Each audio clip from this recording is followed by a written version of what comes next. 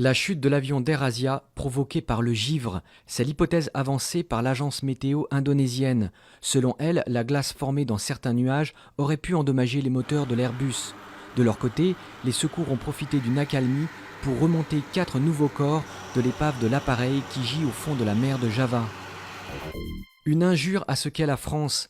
C'est la réaction sur Twitter du Premier ministre Manuel Valls à propos du scandale sur l'inhumation d'un bébé rome. La veille, une association avait révélé que la commune de Champlan, dans l'Essonne, avait refusé d'inhumer une petite fille de 2 mois dans son cimetière. Le maire de la ville, où vivent les parents roms, s'excuse aujourd'hui et met en avant une erreur de ses services. Inquiétude au Royaume-Uni pour l'infirmière britannique contaminée par le virus Ebola.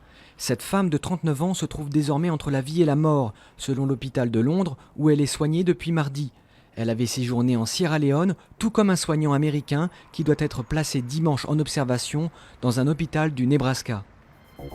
C'est parti pour le Dakar. 406 motos, quads, camions et autos ont quitté Buenos Aires pour une boucle de 9200 km à travers l'Argentine, le Chili et la Bolivie. La première étape a été remportée en catégorie auto par le Qatari Nasser Al-Attiyah sur Mini et en moto par le Britannique Sam Sunderland sur KTM. Jean-Jacques Goldman toujours en tête. Le chanteur conserve sa première place dans le classement des 50 personnalités préférées des Français, publié par le Journal du Dimanche. Il est suivi par l'acteur et humoriste Omar Sy et l'acteur Jean Dujardin. Les premiers politiques n'arrivent eux que dans les 10 dernières places, à l'exception notable de Simone Veil en 4e position.